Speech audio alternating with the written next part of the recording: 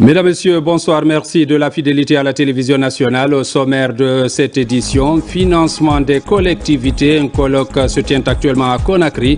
Il va permettre de tirer profit des retombées des mines pour soutenir le développement des différentes collectivités impactées par l'exploitation minière. Des passeports pour les Guinéens de l'étranger. Le département des Affaires étrangères a lancé les opérations. L'acte va permettre aux Guinéens d'obtenir leur passeport étant dans leur lieu de résidence. Amélioration de la desserte en électricité dans l'arrière-pays à Macenta. Des travaux d'envergure sont en cours au niveau du barrage de l'OFA. Plus de 10 millions de dollars sont engagés pour la réhabilitation. C'est tout pour les titres. Une fois encore, bonsoir et bienvenue dans ce journal que nous ouvrons par ce communiqué de la présidence de la République. La présidence de la République a l'honneur d'inviter les institutions et hautes personnalités de la nation à la cérémonie solennelle de remise du projet de nouvelle constitution, symbole d'unité nationale et de destin commun, une constitution qui nous ressemble et nous rassemble. Date jeudi 26 juin 2025. Heure 15h00. Lieu Palais Mohamed V. Sont conviés à cette cérémonie les membres du CNRD, les conseillers nationaux de la transition CNT, le Premier ministre et les membres du gouvernement, les présidents des institutions républicaines, les chefs des missions diplomatiques et consulaires ainsi que les représentants des organisations internationales, Madame la gouverneure de la ville de Conakry, le premier imam de la mosquée Faisal de Conakry, l'archevêque de Conakry, les trois facilitatrices du dialogue interguinéen, les représentants des partis politiques, le président de la Chambre nationale d'agriculture de Guinée, le président de la Chambre de commerce, d'industrie et d'artisanat de Guinée, le président de la conférence des recteurs et directeurs généraux des institutions d'enseignement supérieur, le président du Conseil des directeurs et directeurs généraux des institutions de recherche scientifique, de documentation et d'information, la Confédération générale des entreprises de Guinée, le Conseil national des organisations de la société civile. Vive la République, vive la Guinée unie et rassemblée. Conakry le 24 juin 2025, le cabinet de la présidence de la République. Parlons du retour de la Guinée sur la scène internationale et les réformes internes, une vision incarnée par le général Mamadi Doumbouya. Depuis septembre 2021, la Guinée s'est engagée sur la voie d'une transformation audacieuse portée par une vision claire de souveraineté, de modernisation et de justice sociale. Cet éditorial réalisé par la DCI revient sur les grandes lignes de cette refondation nationale et diplomatique qui redonne à la Guinée sa place légitime dans le concert des nations. Que les partenaires techniques et financiers au développement poursuivent toujours leur engagement aux côtés de la Guinée. Ils ont échangé avec le Premier ministre chef du gouvernement Amadou Riba sur les axes de collaboration et les conditions d'accompagnement pour le développement du pays. Retour sur cette rencontre stratégique dans ce reportage de Ousmane Bangoura. C'est une rencontre de haut niveau qui s'est tenue entre le gouvernement guinéen et ses partenaires techniques et financiers. L'objectif, renforcer la coopération et discuter les mécanismes d'accompagnement dans les secteurs prioritaires du développement national. Dans le but de renforcer la concertation et la synergie entre les PTF, ainsi avec le gouvernement guinéen. Son objectif est donc d'accompagner de manière harmonisée la mise en œuvre des priorités nationales de développement. Le COMEX joue un rôle à la fois stratégique, politique et technique. La principale mission, c'est de veiller à l'engagement, à l'alignement des interventions des PTF avec les priorités définies par le gouvernement guinéen. Et comment nous pouvons tous vous soutenir dans ce développement et dans ce projet de Simandou 2040. La cartographie et l'analyse des conflits que nous venons de réaliser avec votre cabinet, Monsieur le Premier ministre, pourra nous aider à avoir une approche systémique pour la prévention des conflits et la consolidation de la paix en Guinée. Nous pensons aussi que l'organisation d'une initiative nationale que les partenaires pourraient soutenir sur la gestion des ressources naturelles et la cohabitation pacifique entre communautés serait souhaitable. Cette initiative pourrait rassembler les autorités locales, les leaders traditionnels, les organisations de la société civile, les chercheurs et les partenaires techniques, afin de débattre en profondeur de ces enjeux et de proposer des solutions durables, consensuelles et ancrées dans les réalités locales. Face aux partenaires, le Premier ministre Amadou Ouriba a réitéré la volonté du gouvernement de promouvoir une gouvernance vertueuse et une gestion transparente et orientée vers les résultats. Il a souligné l'importance d'un accompagnement coordonné et efficace.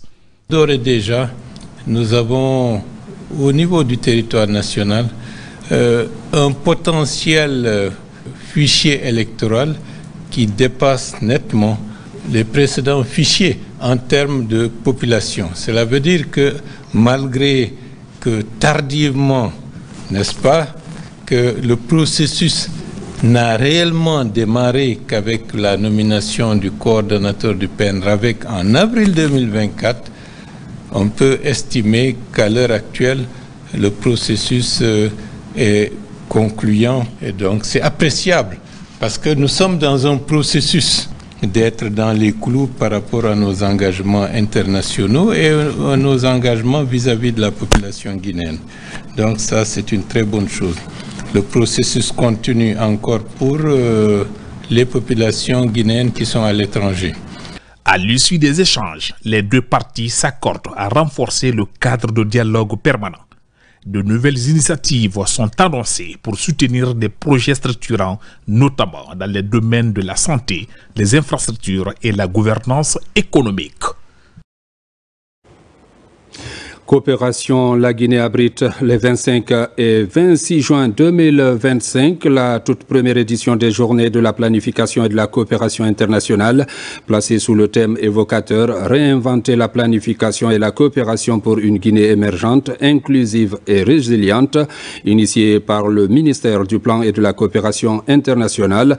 Cette rencontre d'envergure ambitionne de célébrer les avancées de la Guinée en matière de politique publique et d'intégration dans l'économie mondiale aux côtés du gouvernement, des partenaires internationaux et du grand public. Depuis maintenant des jours, ces invités venus de partout dans le monde continuent de rallier Conakry en vue de partager avec le gouvernement et autres Guinéens leur expérience respective face aux défis de la mondialisation. Ce sont des images tournées par notre équipe basée au ministère du Plan. Et pour en parler, nous recevons sur ce plateau M. Ismaël Nabé, ministre du Plan et de la Coopération. Monsieur le ministre, bonsoir. Bonsoir. Monsieur le ministre, parlant de cette édition, dites-nous quelles sont les ambitions portées par les premières journées de la planification et de la coopération. Merci beaucoup, M. Diallo. C'est un plaisir d'être ici aujourd'hui, de parler à la population guinéenne de cette initiative portée par notre département, le ministère du Plan et de la Coopération internationale, mais aussi les journées de la première édition des Journées de la planification et de la coopération internationale. C'est un plateau d'échange, mais aussi de s'ouvrir pour l'avenir. Et ce qui est extrêmement important, ça part de la refondation, mais aussi le repositionnement de la Guinée porté par son Excellence le général Mamadi Doumbouya, chef de l'État, président de la République. Au-delà de la planification, vous savez, notre pays, nous avons aujourd'hui avec le recensement général de la population et de l'habitation, on aime le dire, s'il n'y a pas de données, pas de planification. Pas de planification, pas de développement. Et ce développement, nous sommes là aujourd'hui pour faire ces échanges avec, surtout portés par le ministère, mais aussi les anciens et les nouveaux cadres. Nous avons été honorés par les anciens cadres de ce ministère de nous proposer ce thème et aujourd'hui, nous sommes confiants que demain, Inch'Allah, nous allons débattre des points extrêmement stratégiques de la définition de la planification, mais aussi ce qui est important, la coopération internationale. Vous avez parlé d'échanges, alors quels sont les invités conviés à cette première édition? Oui, vous savez, c'est les amis de la Guinée. L'invité d'honneur, c'est la Côte d'Ivoire. Vous savez, il y a quelques jours, son Excellence le général Mamadi Doumbouya a été reçu par son frère, le président Alassane Ouattara. Nous avons invité la Côte d'Ivoire, tout un symbole. Notre sœur, Madame Nyalin Kaba, qui est la ministre en charge de la planification et du développement économique, elle est venue ce soir pour parler de son expérience de la planification de ce pays. Mais aussi, nous avons l'honneur de recevoir M. Hubert Védrine, qui a été un grand ministre français, qui a accepté de venir en Guinée pour la première fois, mais aussi qui nous a parlé, ce qui est symbolique, parce que son grand-père était l'un des pionniers qui ont construit la cathédrale Sainte-Marie de la République de Guinée. Mais au-delà de cela, nous avons le grand économiste Léonel Diensou, qui a été Premier ministre du Bénin, mais aussi nous avons l'ancien président de la BAD, Dr Kabirouka, qui vient de... Nous avons aussi l'ancienne directrice générale du Fonds de solidarité islamique, qui est une filière de la Banque islamique de développement, qui vient de l'Arabie saoudite. Au-delà, nous avons aussi la vice-présidente de la CEDEAO, chargée de la planification, mais aussi de la coopération internationale. Il y a d'autres invités qui sont venus du Rwanda, qui sont venus du Gabon, qui sont venus de la Chine, qui sont venus de Pologne, qui sont venus de la France, des États-Unis, de la Chine, de Singapour, j'en passe. Donc, nous sommes vraiment fiers aujourd'hui de dire, sous l'impulsion, sous le repositionnement prôné par son Excellence le général Mamadi Doumbouya, que la Guinée en marche, la Guinée se fait accompagner par ses frères, par ses amis qui sont venus aujourd'hui accompagner la Guinée pour cette journée, cette première édition qui d'ailleurs, il faut le rappeler, qui a été débattu en conseil interministériel, en conseil des ministres et qui a été, tous les membres du gouvernement ont apporté leur soutien pour vraiment organiser ces journées de la planification et de la coopération internationale. Les journées, c'est le 25 et le 26.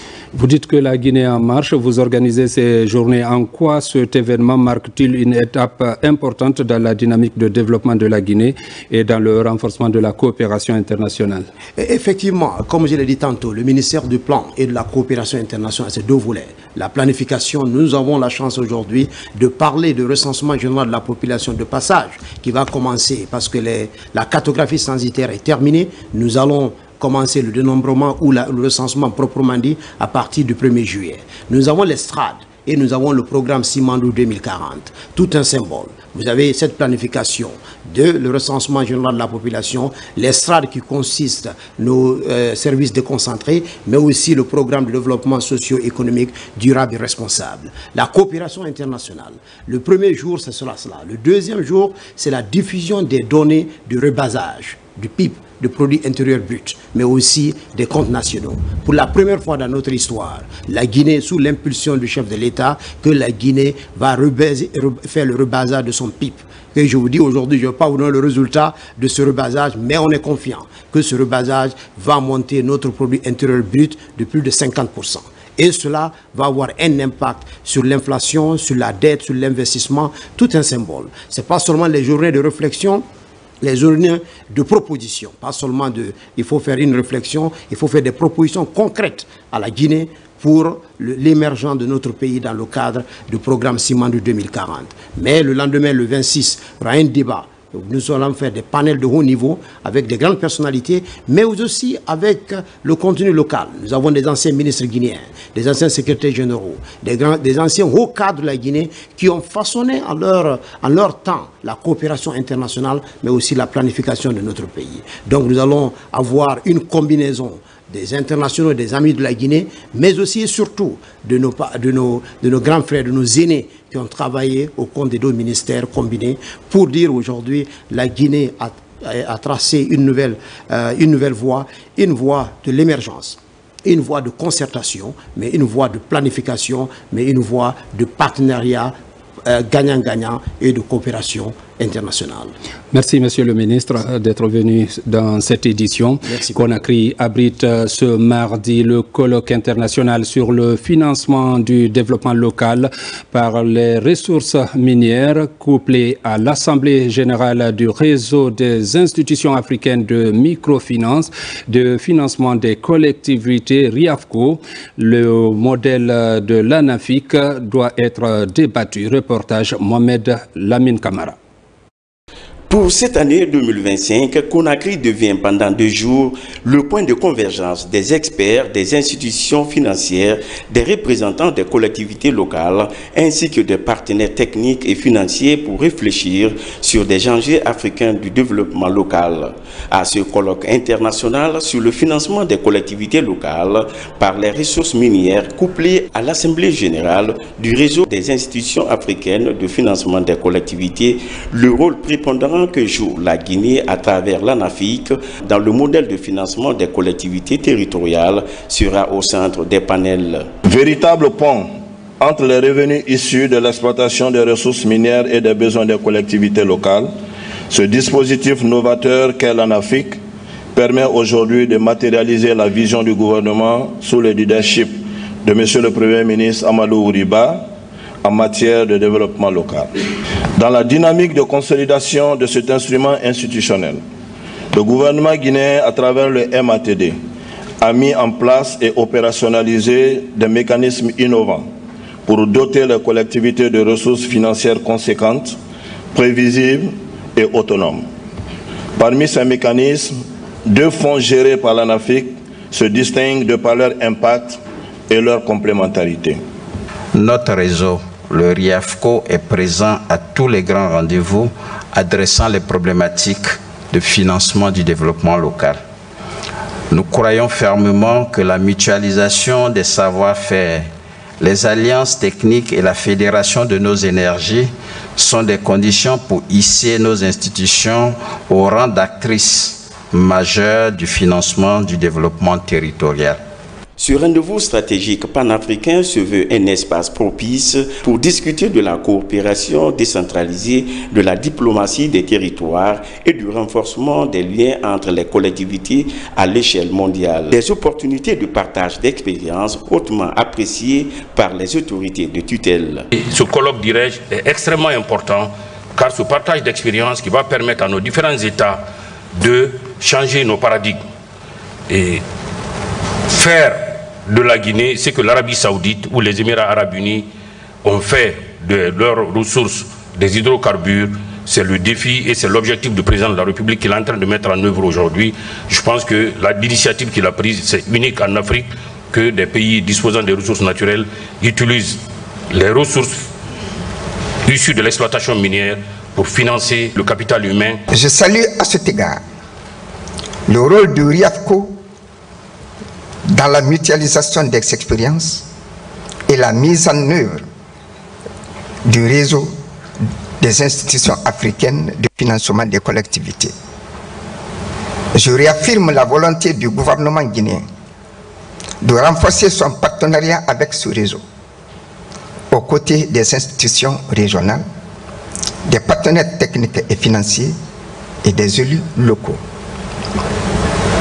Je formule le vœu que ce colloque débouche sur des recommandations fortes et applicables pour que les ressources minières essentielles cessent d'alimenter la frustration des populations impactées et deviennent des catalyseurs d'équité, de prospérité locale et de stabilité sociale.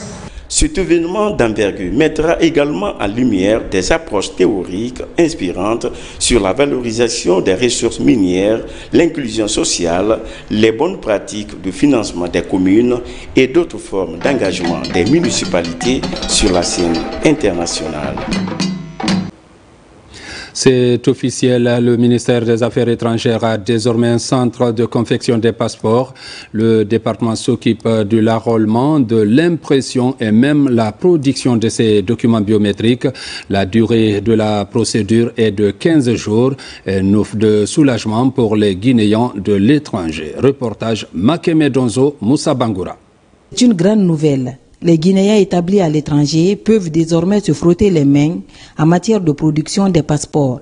La charge est entièrement transférée au ministère des Affaires étrangères qui va s'occuper de l'impression de ces documents de voyage. Un suivi à la minute près est mis en place depuis l'enrôlement jusqu'à la production. D'autres innovations sont attendues.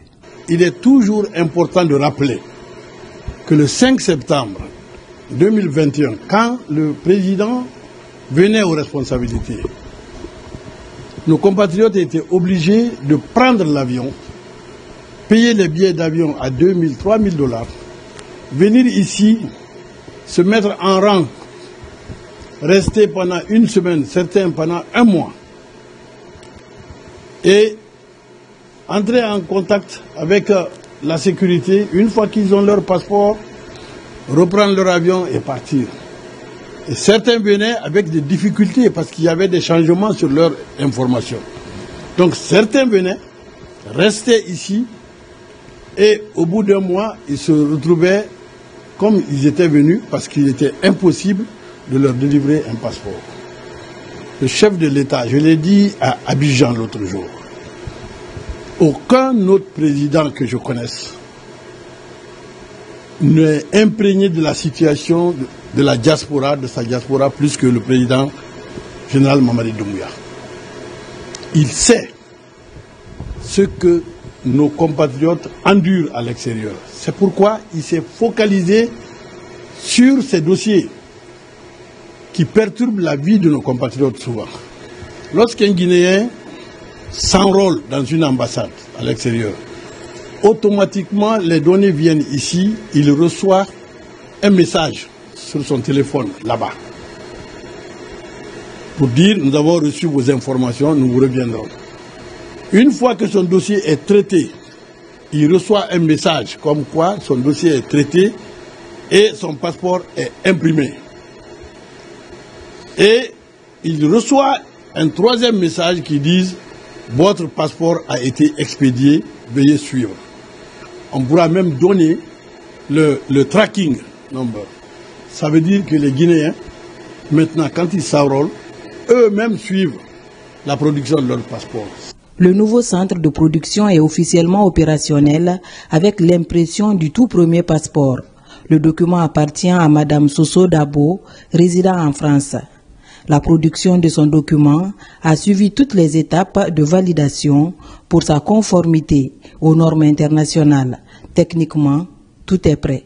Les agents en charge de la production au niveau des ambassades qui font l'enrôlement sont appelés à faire le scannage. Une fois que le document scanné est prévalidé, parce que là, il y a un premier niveau de vérification. Lorsque le document est scanné, l'agent en charge s'occupe de faire la prévalidation. Ceci lui permet de vérifier est-ce qu'il y a une erreur ou pas avant de pouvoir acheminer le document vers Conakry. Le chef de la diplomatie guinéenne accorde du prix au bon déroulement de tout le processus, depuis la collecte des données jusqu'à la production des passeports. Dr Mourisanda Kouyaté veut mériter la confiance du chef de l'État et annonce des mesures contre la corruption, l'extorsion et autres formes de sabotage. Ceux qui sont sur la ligne, la prise des informations à l'extérieur, l'acheminement ici, le traitement et l'envoi du passeport, le maximum c'est 15 jours. Maximum 15 jours. Un. Deuxièmement, quiconque se fera prendre dans la perturbation, dans l'arnaque, dans la magouille, pour ternir l'image de cette décision souveraine du chef de l'État, quiconque se fera prendre sera poursuivi comme criminel et passera devant les juridictions. Ça, ce n'est pas négociable. Ce centre a une capacité de production de 400 passeports par jour. Les agents ont 2 semaines pour traiter les dossiers et expédier les documents. Au ministère des Affaires étrangères, les cadres sont mobilisés, tous autour du ministre, pour réussir le pari. Dans l'actualité encore à Conakry, le 11e congrès africain des ressources humaines a eu lieu. Ce congrès a regroupé les différents représentants de plusieurs pays africains. Il était question de mettre en lumière pour les représentants des entreprises les stratégies de gestion du personnel et le développement des effectifs au sein des entreprises respectives. 150 participants ont pris part aux travaux. Reportage Abraham Christophe Conté. À Conakry, les professionnels des ressources humaines se sont donné rendez-vous pour discuter de la qualification du secteur au compte de ce 11e congrès africain des ressources humaines, des stratégies de gestion du personnel et le développement des effectifs au sein des entreprises respectives feront l'objet de débats. Le thème choisi pour cette édition est « Gérer la performance au travail dans un environnement africain en pleine mutation ». Plus de 150 participants prennent part aux travaux. Le grand but de ce grand congrès est réellement de revaloriser la fonction des ressources humaines.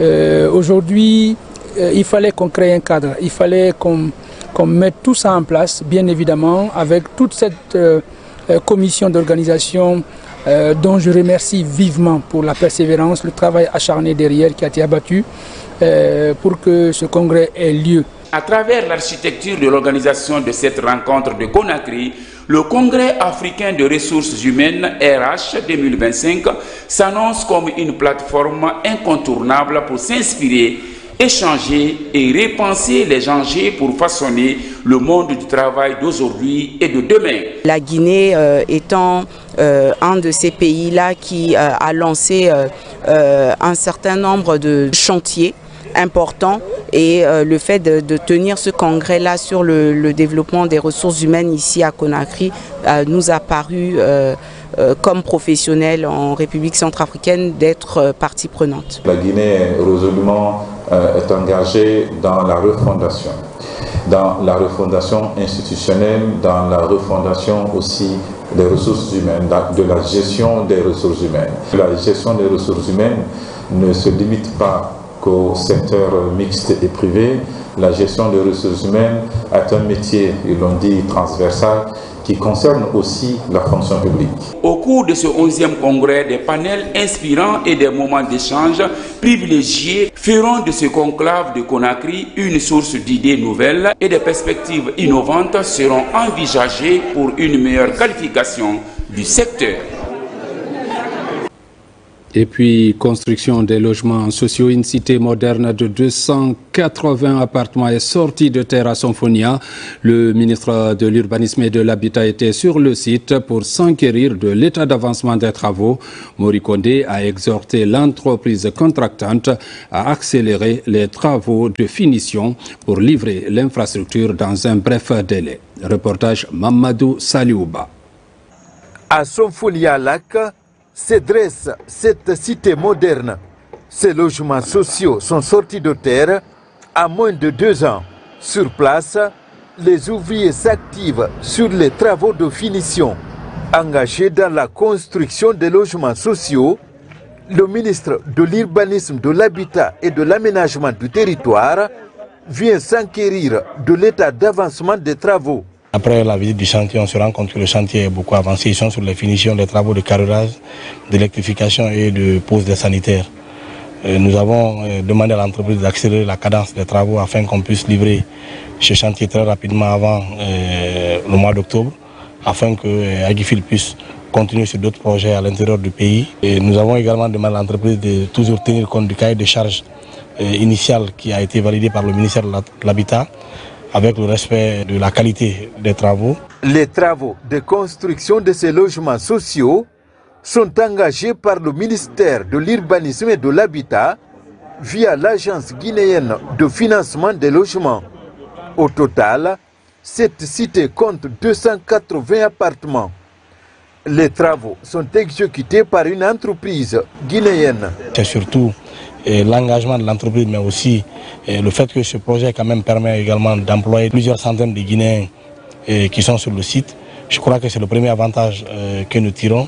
Et le second, c'est que ce chantier soit réalisé par une entreprise locale guinéenne qui prouve que lorsque nous nous faisons confiance, on peut aboutir à un certain nombre de choses. Nous avons un bureau de supervision et de contrôle qui est d'INACAT, qui est là au quotidien en permanence, qui suit les activités, qui réceptionne au fur et à mesure. Donc nous veillons à ce que le cahier de charge soit respecté et que la qualité ne souffre de rien.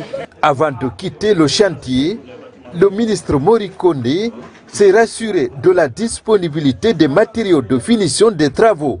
Des travaux suivis de près par l'Agifil pour la qualité et le respect du cahier de charge. Tenue d'un forum sur les mines, l'occasion de mettre en lumière les innovations apportées dans le secteur. Reportage Aboubakar Diaby.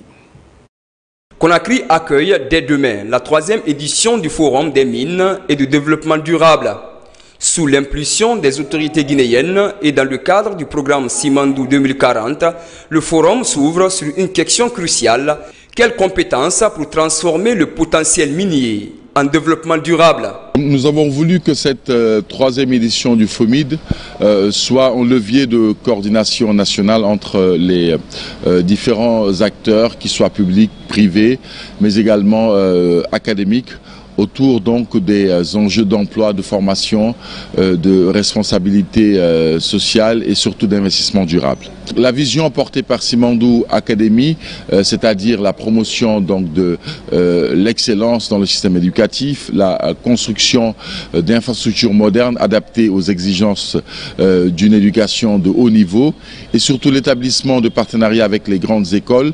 Le FOMID vient justement mettre l'accent sur ces aspects dans le secteur minier. Après 2 éditions réussies, le FOMID engage une dynamique nationale pour que les mines servent davantage l'avenir. C'est à ces acteurs donc de se mobiliser, de se concerter pour transformer ce potentiel minier en développement durable et nous pensons que nous allons y parvenir. Avec cette 3e édition, le FOMID confirme son rôle de plateforme stratégique où le gouvernement, le secteur privé, la société civile unissent leurs forces. La Guinée reçoit un hôte de marque depuis cet après-midi. Il s'agit du PDG de Ecobank, une des grandes figures du monde de la finance en Afrique et dans le monde, venu surtout échanger avec le gouvernement pour étudier les moyens pour Ecobank d'accompagner davantage les efforts du gouvernement. Il est au micro de Tierno Ousmane Diallo. Suivez. We operate in 35 countries.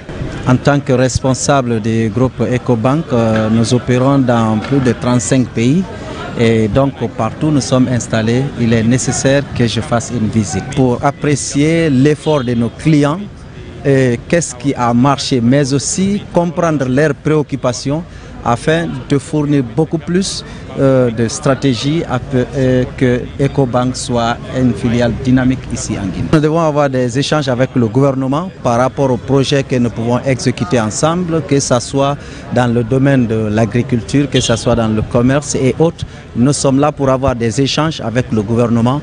À ce jour, nous sommes déjà là et nous soutenons déjà beaucoup de projets dans le pays et nous sommes là pour continuer dans cet élan-là. Très ravi, j'ai entendu parler de l'hospitalité de la Guinée et je suis très content d'être là.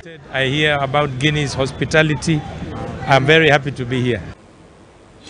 Le mouvement Mozakod apporte 10 000 tonnes de maïs pour soutenir l'agriculture locale et le secteur avicole.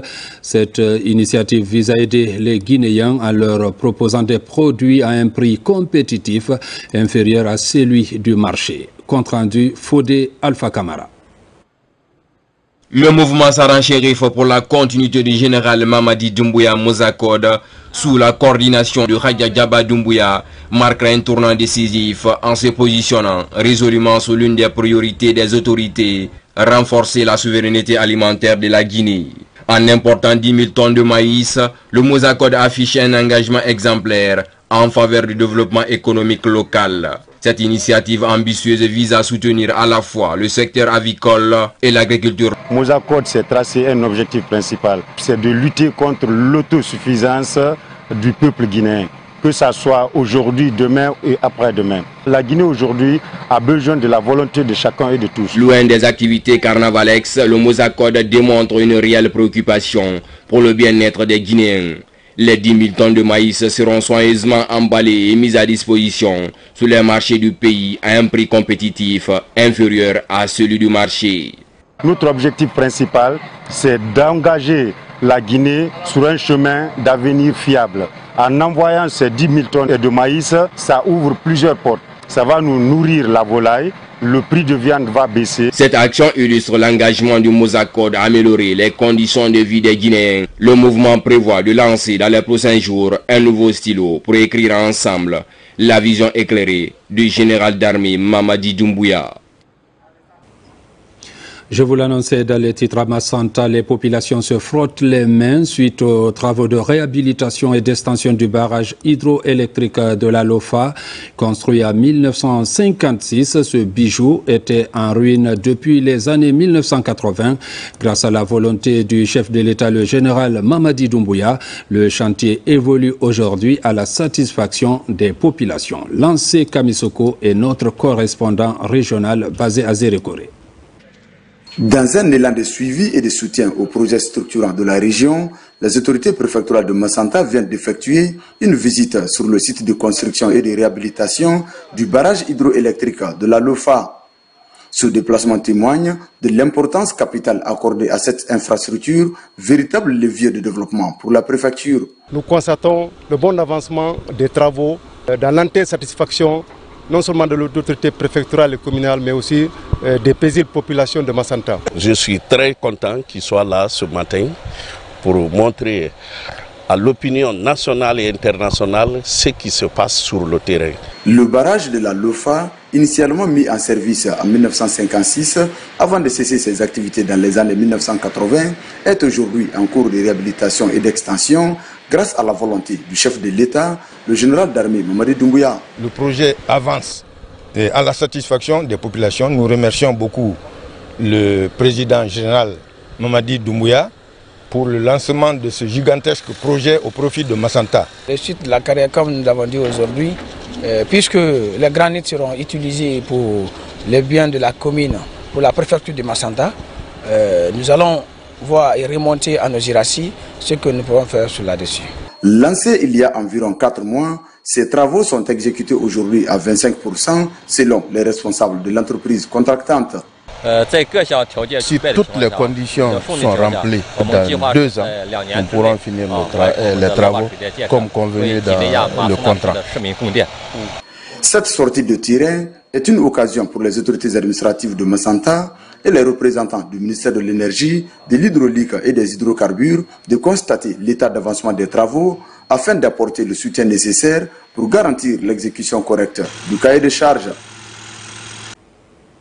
Parlons aussi du PN Ravec. En Italie, le processus a mobilisé les Guinéens vivant dans ce pays, une opération qui a permis leur enrôlement et l'obtention d'un identifiant national. Reportage Makeme Donzo. En Italie, la mission de supervision a pris le temps de valider toutes les étapes du processus. La mise en place des différentes commissions suivies de la prestation de serment des membres. La communauté a été mise à contribution dans la formation des commissions administratives de recensement. 3 sites sont retenus pour le déroulement de l'opération: Milan, Naples et Rome. Dernier détail à régler, la formation des agents recenseurs avant le coup d'envoi du processus. J'appelle tous les compatriotes vivant sur le sol italien de faire comme moi cet acte civique qui est d'un intérêt important et crucial pour le pays. Sur la page Facebook de l'ambassade, des informations sont diffusées régulièrement pour une meilleure orientation des Guinéens vivant en Italie. Pratiquement, nous n'avons pas eu assez de problèmes, de difficultés comme dans d'autres pays. Et vraiment, c'est le lieu et le moment pour moi de remercier vraiment Madame l'ambassadeur qui a mis tout en œuvre pour cette opération. Elle a dû se décarcasser pour vraiment tenir bon, et c'est ce qui nous a conduit d'ailleurs à ce lancement. Donc à date, en Italie, je peux dire que tout est mis au point, tous les centres sont opérationnels à partir de maintenant. Depuis le lancement de l'opération, plusieurs centaines de personnes sont déjà recensées. Le processus se poursuit. Les sites de Milan et Naples, à l'image de Rome, connaissent aussi un grand engouement. Sport fini le tournoi de détection des jeunes basketteurs guinéens. Ils étaient plusieurs jeunes talents guinéens, toutes catégories confondues, à prendre part à ce tournoi. C'est une initiative de l'association Basketball pour tous. Elle vise à mieux préparer une équipe de basketball U16 pour les prochaines compétitions sur le plan africain et international. Mohamed Yansane, Robert Siditolno. Il compte parmi les espoirs de basketball guinéens. Au stade Omnisport du 28 septembre, nombreux sont ces jeunes dont l'âge varie entre 15 et 16 ans et qui nourrissent le rêve du NBA à prendre part à ces tournois de détection. Criés sur le volet, ces étoiles montantes s'affrontent sous les vigilants des techniciens et formateurs étrangers. Une initiative de l'association Basketball pour tous qui vise à promouvoir ces sports en Guinée. Il est aussi question de mieux préparer l'équipe U16 pour les prochains tournois de la catégorie. Par le biais de notre ami ici présent qui est international guinéen mais qui avec nous, œuvrent justement pour envoyer un certain nombre d'objets qui sont des objets très précieux dans le cadre du basket. Parce que le basket, c'est un sport qui nécessite un équipement très important. Et donc, il s'agit d'encourager les jeunes qui sont très dynamiques à travers un certain nombre d'équipements. Depuis 5 ans, ce tournoi de détection est organisé à Conakry par l'association Basketball pour tous dans le but de construire une équipe compétitive et solide. La démarche qui visiblement semble porter ses fruits est saluée par la Fédération guinéenne de basketball. Aujourd'hui, c'est lui. Demain, je voudrais que d'autres aussi pensent à ce genre de projet pour pouvoir nous aider à développer les talents guinéens. Nous lui remercions pour tout ce qu'il a eu à apporter au U16, à notre équipe nationale U16 pour la préparation pour les échéances à venir. À l'issue des 4 journées de compétition au stade du 28 septembre, l'association Basketball pour tous s'est dit satisfaite du résultat obtenu. Avant de boucler cette édition, nous revenons sur ce communiqué de la présidence de la République. La présidence de la République a l'honneur d'inviter les institutions et hautes personnalités de la nation à la cérémonie solennelle de remise du projet de nouvelle constitution, symbole d'unité nationale et de destin commun, une constitution qui nous ressemble et nous rassemble. Date jeudi 26 juin 2025, heure 15h00, lieu Palais Mohamed V. Sont invités à prendre part les membres du CNRD, les conseillers nationaux de la transition CNT, le Premier ministre et les membres du gouvernement, les présidents des institutions républicaines, les chefs des missions diplomatiques et consulaires ainsi que les représentants des organisations internationales. Madame la gouverneure de la ville de Conakry, le premier imam de la mosquée Faisal de Conakry, l'archevêque de Conakry, les 3 facilitatrices du dialogue interguinéen, les représentants des partis politiques, le président de la Chambre nationale d'agriculture de Guinée, le président de la Chambre de commerce, d'industrie et d'artisanat de Guinée, le président de la conférence des recteurs et directeurs généraux des institutions d'enseignement supérieur, le président du conseil des directeurs et directeurs généraux des institutions de recherche scientifique, de documentation et d'information, la Confédération générale des entreprises de Guinée, le Conseil national des organisations de la société civile. Vive la République, vive la Guinée unie et rassemblée. Conakry, le 24 juin 2025, le cabinet de la présidence de la République. Mesdames, Messieurs, c'est la fin de cette édition. Merci de l'avoir suivi et bonne suite de programme sur la RTG.